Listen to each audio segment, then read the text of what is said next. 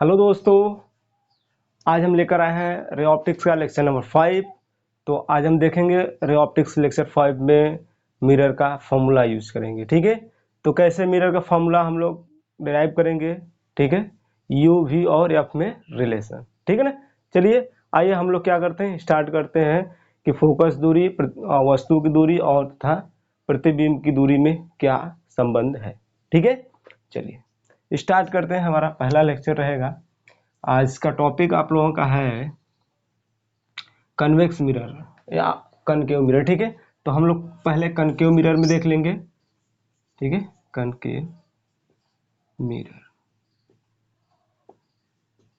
जो क्या है हमारा अवतल दर्पण। ठीक है, अवतल दर्पण। तो अवतल दर्पण का हम लोग क्या देखेंगे, आज डिराइव करेंगे फॉर्मूला। क्या फार्मूला रहेगा, फोकस दूरी, फोकस दूरी, वस्तु की दूरी तथा प्रतिबिंब तथा प्रतिबिंब की दूरी में तथा प्रतिबिंब की दूरी में संबंध। ठीक है, ये हमारा आज का टॉपिक है, फोकस दूरी, वस्तु की दूरी तथा प्रतिबिंब की दूरी में संबंध। तो आज हम इस पे बात करेंगे, देखेंगे क्या हमारा निकल के आता है, फोकस दूरी तथा वस्तु दूरी प्रतिबिंब में रिलेशन क्या निकल के आता है वो हम लोग देखते हैं। इससे पहले कि आप लोग डेरिवेशन स्टार्ट किया जाए, उससे पहले आप लोग चिन्ह परिपाटी जानते रहिए। तो फर्स्ट ऑफ ऑल हम लोग देख लेंगे चिन्ह परिपाटी। ठीक है, चिन्ह परिपाटी हमारा क्या होता है, ध्यान सुनिए। ठीक है, पहला पॉइंट ये कहता है, ध्यान सुनिएगा, कि सभी दूरियां कहां से नापी जाती है, ध्रुव से नापी जाती है। सभी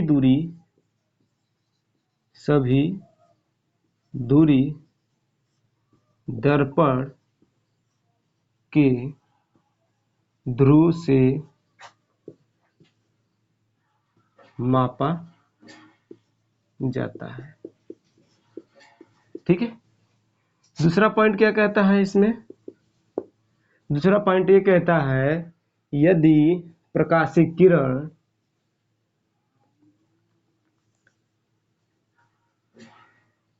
आपतित, ठीक है, आपतित किरण के दिशा में हो तो, आपतित किरण के दिशा में हो तो दिशा में हो तो हम धनात्मक, ठीक है, धनात्मक चिन्ह लेते हैं। यदि विपरीत है तो ऋणात्मक चिन्ह लेते हैं, ठीक है, ये बात समझ में आया? कहने का मतलब, यदि जो आपतित किरण है, जो प्रकाशिक और जो आप किरण गिरा रहे हैं दर्पण पे, यदि दर्पण के ही दिशा में अगर कहानी बन रही है तो हम पॉजिटिव लेते हैं, अगर विपरीत दिशा में तो नेगेटिव लेते हैं। थर्ड पॉइंट आपका ये कहता है यदि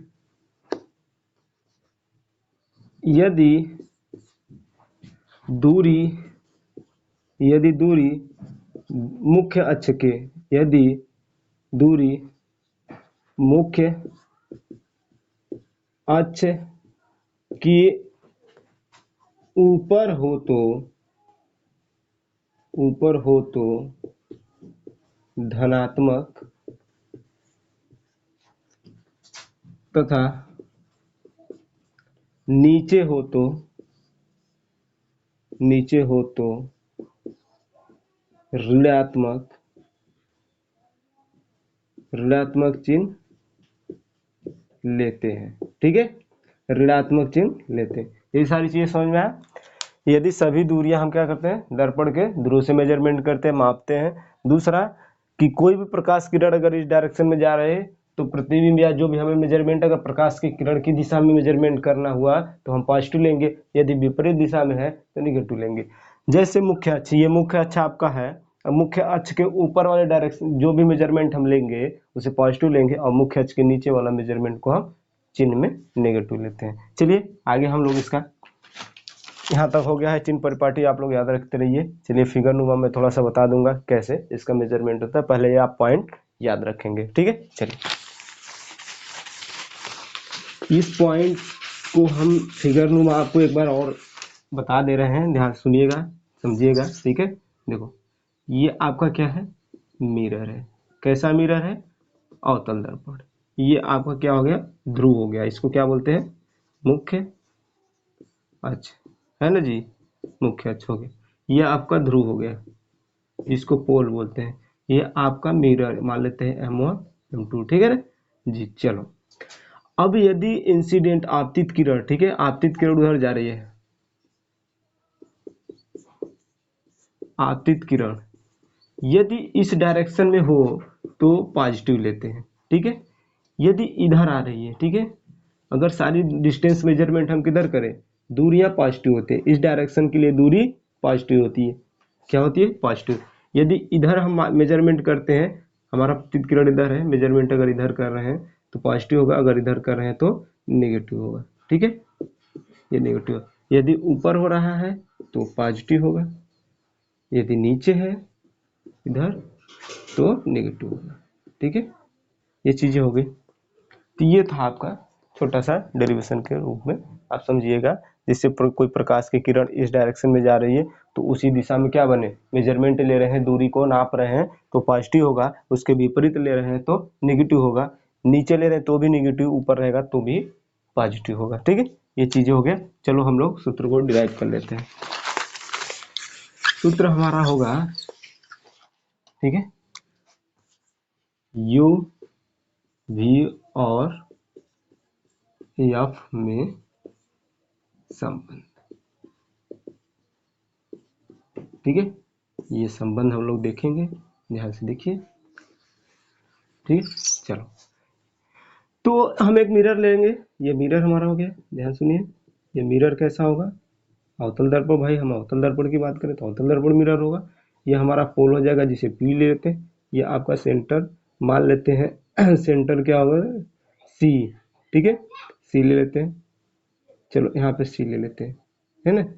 और कोई वस्तु हम यहाँ पर रख देते हैं, ऑब्जेक्ट, ठीक है, वस्तु रखे हैं तो ऑब्जेक्ट यहाँ पे रख के, अब यहाँ से लाइट ऐसे गया, ध्यान सुनिएगा, अब लाइट यहाँ गया और लाइट यहाँ से फिर ये ऐसे फोकस से होकर चला जाता है।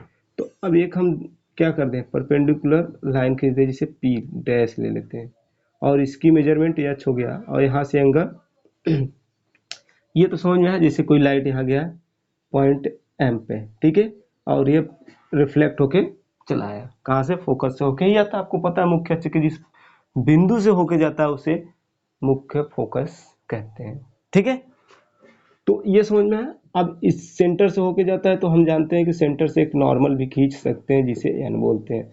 जब नॉर्मल खींचेंगे तो ये भी साइड थीटा और ये भी साइड क्या हो जाएगा थीटा हो जाएगा। तो अब हम सभी एंगल, इसको अल्फा मान लें, इससे बीटा मान लें, ध्यान सुनिएगा, इससे बीटा मान लें तो ये हमारा गामा होगा। बताइए किसी को दिक्कत। चलो तो यहाँ तक ये क्या आपका इंसिडेंट रे है, आपतित किरण, ठीक है, ये आपका आपतित किरण है। ध्यान से देखिएगा, जब ये आपतित किरण गया M पॉइंट पे, M पॉइंट से अब रिफ्लेक्ट होके निकल गया, ठीक है। तो चलिए अब देखिए, अब इस दूरी को हम क्या ले लेंगे, यहाँ पे हम मान लेंगे कि इमेज बन रहा है V ले लेंगे, और ये दूरी आपका क्या है, ये माइनस में आ जाएगा, और ये भी क्या हो जाएगा, सेंटर है तो माइनस R हो जाएगा। ये वस्तु आप यहाँ पर रखें तो वस्तु से और यहाँ दर्पण के बीच की जो दूरी होगी वो हमारा क्या हो जाएगा, ध्यान से मेजरमेंट करेंगे तो देखो, तो जो हमारा यहाँ से ये मेजरमेंट है तो ये माइनस यू हो जाएगा, ठीक है। ये सारी चीजें समझ में आया। चलो आगे हम इसको कहानी में ले चलते हैं।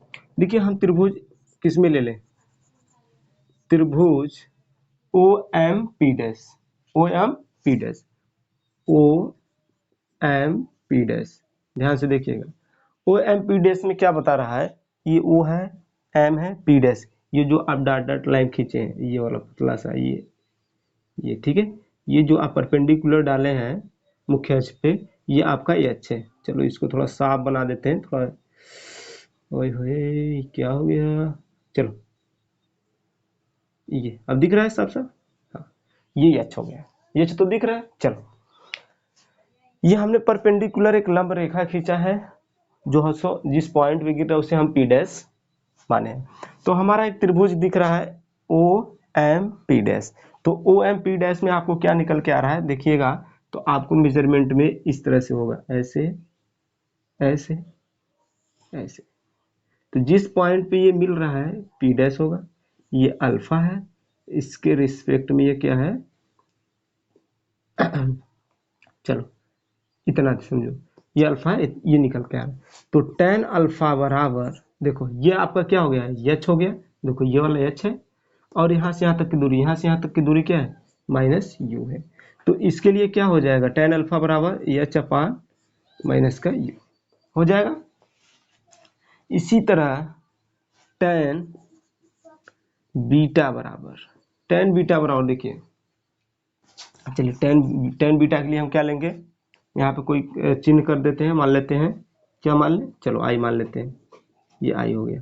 तो आई ओ पी डैश त्रिभुज आई एम पी डैश में, ठीक है, इसमें क्या निकल के आएगा tan बीटा बराबर, देखो इसके लिए क्या है ये ऐसे है ऐसे ये ऐसे, ठीक है, ये दिख रहा है। ये जो हमारा त्रिभुज मिल रहा है ये बीटा के केस में मिल रहा है, और ये बीटा के केस में पी डैश है, सभी का नामकरण कर लो भाई, ये ओ पर है ये एम पर है, ठीक है। इसी तरह ये क्या है आई पर है ये एम पर है, ठीक। इस तरह से हमारा क्या निकल गया tan बीटा बराबर ये एच है, ये आपका क्या हो जाएगा माइनस भी, तो आपका हो जाएगा एच अपान माइनस भी, ठीक। अब त्रिभुज किस में ले लेंगे हम, अब त्रिभुज हम ले लेंगे, देखो ये थोड़ा सा दिख नहीं पाएगा, चलो इधर ले लेते हैं। त्रिभुज दिख रहा है इसके नीचे, थोड़ा देख लेते हैं, हाँ चलिए दिख रहा है, तो यहीं पे हम बता दे रहे हैं त्रिभुज किस में ले लेंगे C M P dash, C M P dash, C M P dash के लिए ग्राफ क्या बनेगा, देखो ये ऐसे ऐसे डॉट डॉट वाला लाइन है और ये आप ऐसे परपेंडिकुलर डाले हैं, ठीक है, ये आपका ऐसे हो गया। तो ये जो आपका बन रहा है, ठीक है, इस फॉर्मेट में बनेगा। तो ये जो आपका फॉर्मेट बन रहा है, चलो इसको हम थोड़ा सा बना दें, अच्छे से बनाते हैं तब समझ में आएगा, ठीक है। देखो ये ऐसे है ऐसे, ये डॉट डॉट लाइन है, तो ये जो आपका बन रहा है गामा बना था ये एच हो गया, इसके लिए आप माइनस आर लेते, तो tan गामा बराबर एच अपान माइनस का आर हो जाएगा, दिख रहा है, हाँ। तो ये चीजें तीन आपको निकल के आई, तो आगे हम लोग ले चलेंगे, देखिए समझिएगा जरा ध्यान से। चलो इधर बनाते हैं ना, ये ऊपर का इरेज कर देते हैं, ऊपर ही बता देते हैं ताकि आपको क्लियर दिखता रहे। चलिए तो आपको ये समझ में आया, तो आगे देखो आगे क्या हो जाएगा, आगे आपका इसको जब हमने अपर्चर द्वारक, जब दर्पण का द्वारक बहुत छोटा हो तब के लिए केसेस हम लोग देख लेंगे, चलिए वो भी देख लेते हैं। तो फिलहाल हम लोग दर्पण का देखिए टोटल का ले लीजिएगा, किस में ले लीजिएगा ओ एम सी के लिए क्या हो जाएगा ध्यान सुनिएगा, ओ त्रिभुज ओ एम सी में क्या निकल के आएगा, देखो ध्यान से ओ एम सी, देखिए किस तरह से ग्राफ बना हुआ है समझिएगा जरा, ये ऐसे है और ऐसे ऐसे, ठीक है, ये बना, ये गामा है, तो ये क्या आपका अल्फा, ये थीटा। तो इसके लिए आपको क्या निकल के आएगा ध्यान से देखिएगा जरा, गामा ये कोण जो होता है इन दोनों कोणों के योग के बराबर होता है, अल्फा प्लस थीटा, इसको इक्वेशन 1 मान लो।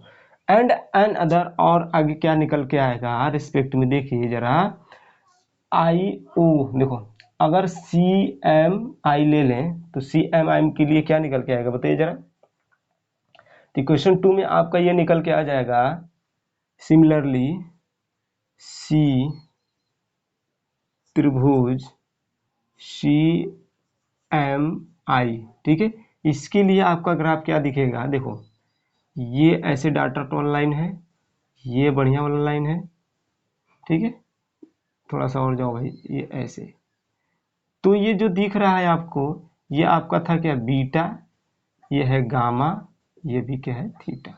ध्यान सुनिएगा, जब ये दोनों बराबर है तो आपका बीटा बराबर क्या निकल जाएगा, गामा प्लस थीटा।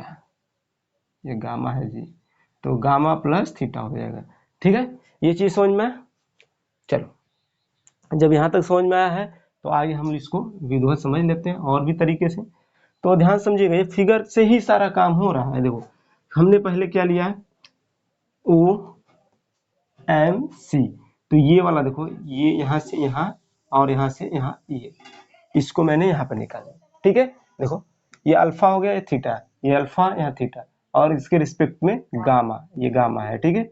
अब ध्यान से देखो, अब जब हमने सी एम आई लिया, सी एम आई लिए, तो अब देखिए इसमें गामा प्लस थीटा, तो गामा प्लस थीटा, देखो गामा प्लस थीटा बीटा के बराबर। तो जब ये दोनों आपस में बराबर हो जाए तो हम इन दोनों को जोड़ दें, इक्वेशन 2 मान लो। तो दोनों को जब जोड़ दीजिएगा, लिखिएगा समीकरण समीकरण समीकरण 1 और 2 को घटाने पर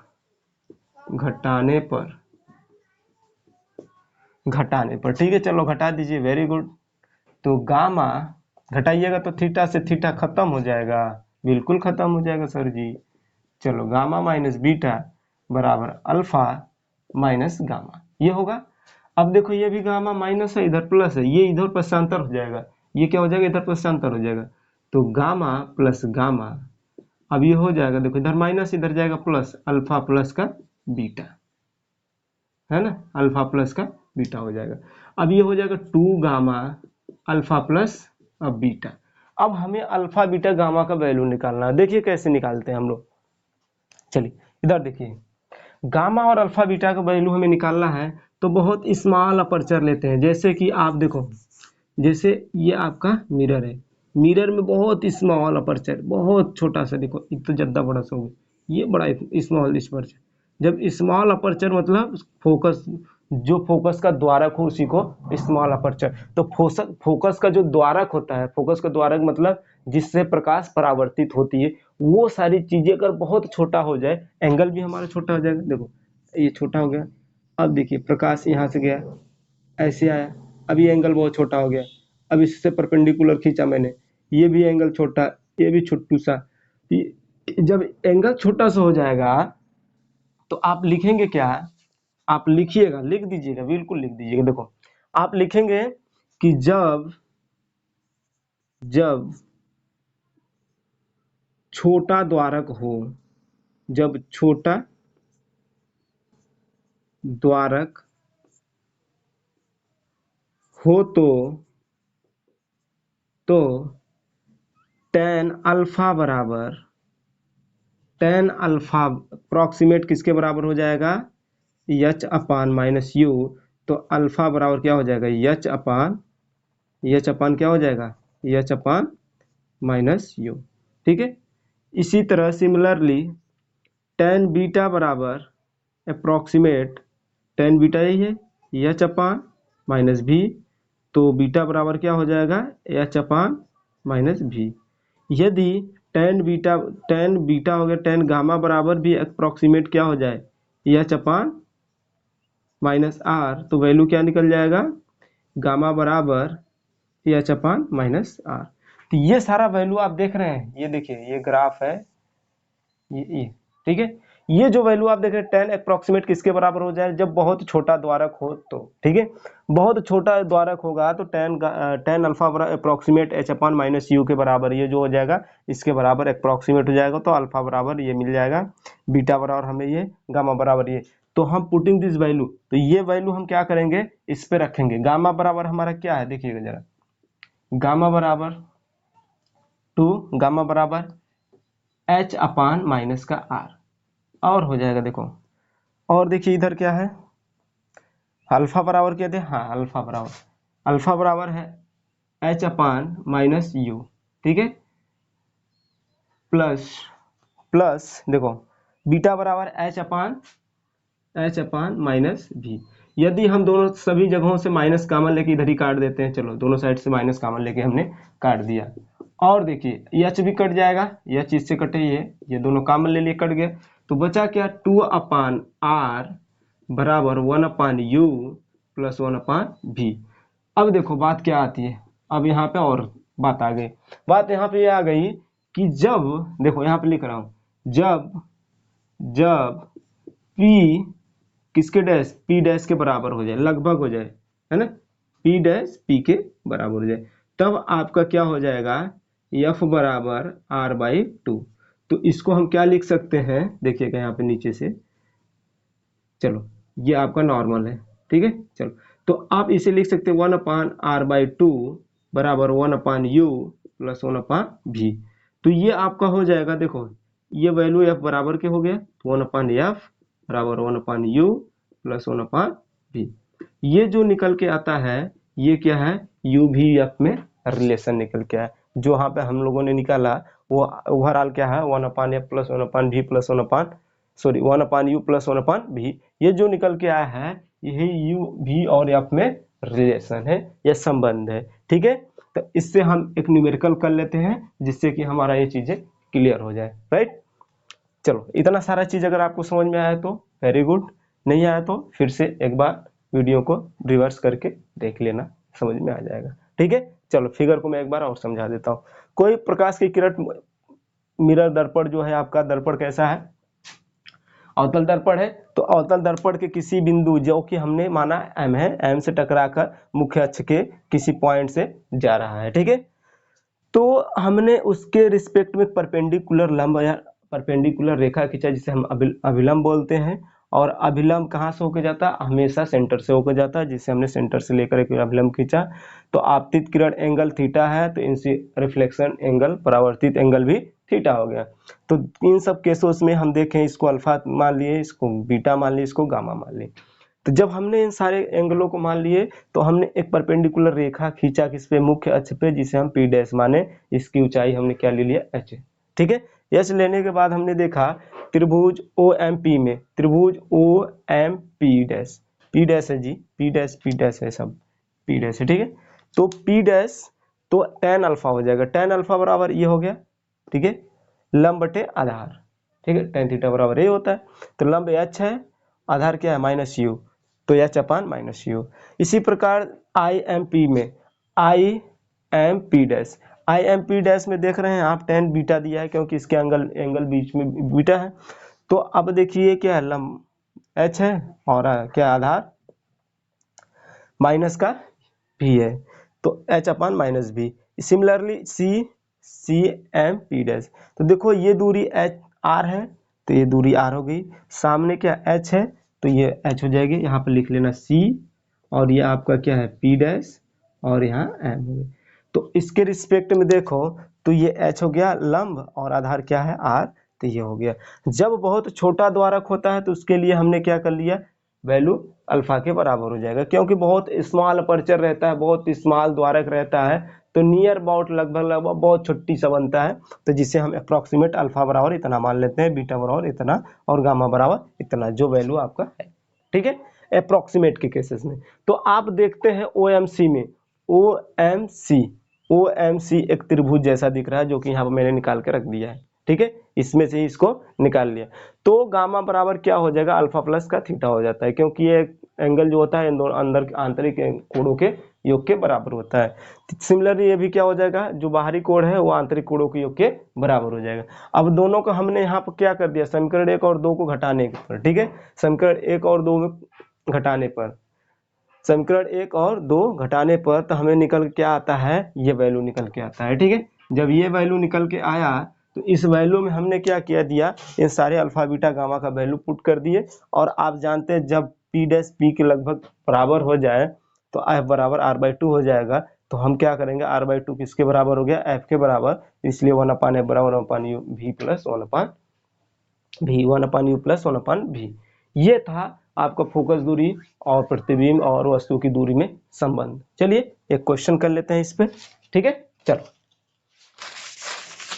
एक क्वेश्चन फटाफट कर लेते हैं हम लोग, देख लेते हैं क्वेश्चन कैसे रहता है, क्वेश्चन कैसे बनता है, और सारी चीजें धीरे धीरे बाकी आप लोग सिखाते चलेंगे, ठीक है।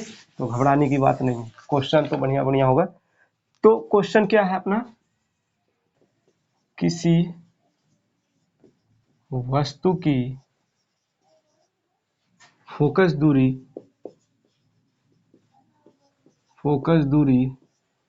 15 सेंटीमीटर है, तो है तथा वस्तु की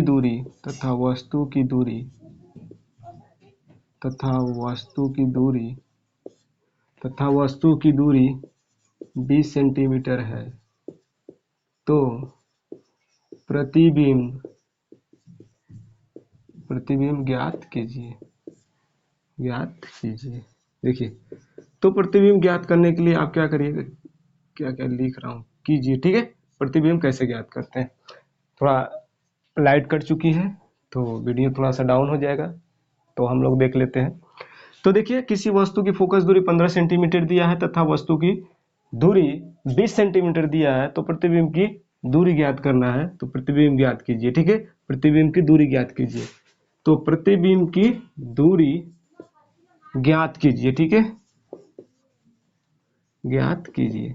तो प्रतिबिंब की दूरी ज्ञात करने के लिए हमें पहले तो सॉल्यूशन में आना है, सॉल्यूशन, ठीक है। तो सॉल्यूशन में आना है, तो यहाँ पे लिखना है कि दिया क्या है, एफ बराबर दिया आपका 15 सेंटीमीटर, अवतल दर्पण में फोकस दूरी माइनस होता है, इसके लिए हमने माइनस लिया, और वस्तु माइनस यू होता है, यानी माइनस होता है, तो -20 सेंटीमीटर, ये भी हमने ले लिया। भी आपसे पूछा है, ठीक है, ये हमें नहीं पता है, तो भी फाइंड आउट करने के लिए 1/f बराबर 1/u प्लस 1/v, ये हमारा क्या होता है, सूत्र होता है, किसके लिए, अवतल दर्पण का सूत्र है, ठीक है। अवतल दर्पण के लिए सूत्र यूज किया जाता है। तो हमें चाहिए v वाला वैल्यू, तो हम v को इधर रखेंगे, तो 1/f माइनस 1/u। जब इसको हम सॉल्व करते हैं तो 1/v बराबर देखो u माइनस f uf। अब v बराबर आपका क्या निकल के आ जाएगा, देखो इधर v बराबर आपका निकल के आ जाएगा uf/u माइनस f। तो v का वैल्यू आपको इसमें रखना है, तो देखिए u बराबर क्या है, -20 और f पूरे -15 बटे में, आप देखिए u वैल्यू क्या है, -20 है, और देखो ये माइनस इधर है और ये इधर माइनस है, तो मिलकर क्या हो जाएगा, +15। तो v बराबर हो जाएगा, देखो ये माइनस से माइनस कट पीट हो जाएगा, मतलब पॉजिटिव हो जाएगा, 15 दूनी 30 यानी 300 हो जाएगा, और ये देखो माइनस वाला बड़ा है, कितना बड़ा है, 5, तो -5, ये कट जाएगा, तो v बराबर -60 सेंटीमीटर, और देखिए -60 सेंटीमीटर, और यही होता है कि अवतल दर्पण में भी प्रतिबिंब माइनस होता है, ठीक है। ये वीडियो यहीं तक रखते हैं। अगर आपको वीडियो यहाँ तक अच्छी लगी है तो चैनल को लाइक सब्सक्राइब करके रखें, ताकि आने वाला वीडियो आप तक मिल सके। तब तक के लिए धन्यवाद।